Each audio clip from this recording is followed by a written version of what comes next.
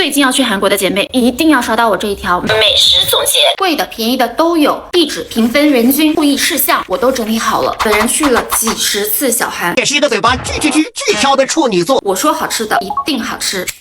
开始巨便宜巨好吃的一家汤饭店，请看墙上这么多人签名打卡，主打各种汤饭。我推荐泡菜猪肉和午餐肉的，他们家的汤真的和一般的泡菜汤不一样，更浓郁更开胃。记得把饭这样倒进去吃，哭哭炫2碗。还有我跟你说一定要点这个海鲜饼，他们家这个海鲜饼就是那种料非常多，非常足，不是一口咬下去全是面粉的那种面的感觉啊。每一次我都是2份起点，因为真的吃不够。第二家虽然叫做面屋，但是我要安利的是他们家的排骨，你看轻轻一撕，一整块肉直接脱骨，每一丝肉全都被乳汁浸得透透的。这个壶子装的是汤，不是茶，汤是那种熬了10几个小时的感觉，一口汤一口肉，简直是绝配。他们家在首尔有非常多店，营业时间是从早到晚的。接下来这一家是我7、8年前去韩国就一直在吃的新村一只鸡，要记得是新村一只鸡啊，是那种非常不喜欢吃鸡肉，不喜欢清淡口味的人，我能吃掉它一整只这么清淡的鸡，是不是有点东西？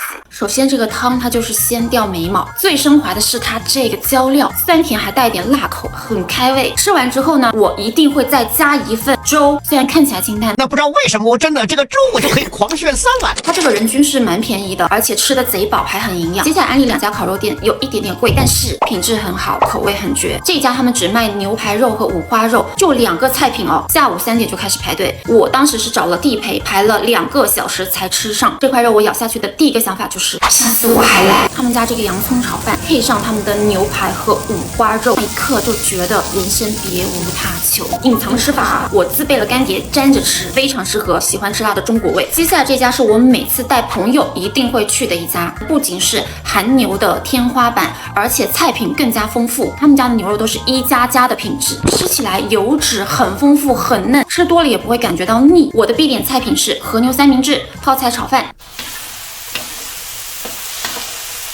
有没有爱吃甜品的姐妹？这家的蛋挞外卖口感会大打折扣的情况下，我在韩国都是每天要点的程度。它的菜单是有这么多口味的，我安利你们点原味和坚果的，一口咬下去的酥脆感，你听。这一家最近也蛮火的，有一个很有名的盐面包，但是他们家我比较安利的是这个现烤出来的，哇，松软的，不夸张，5米开外都能闻到它的奶香。一定要把它裹着周围的这个奶酱吃，整块吃下去会有点腻，建议搭配一杯清淡的饮品。大致就是这些了，希望能够对各位的胃口。记得看评论里的彩蛋。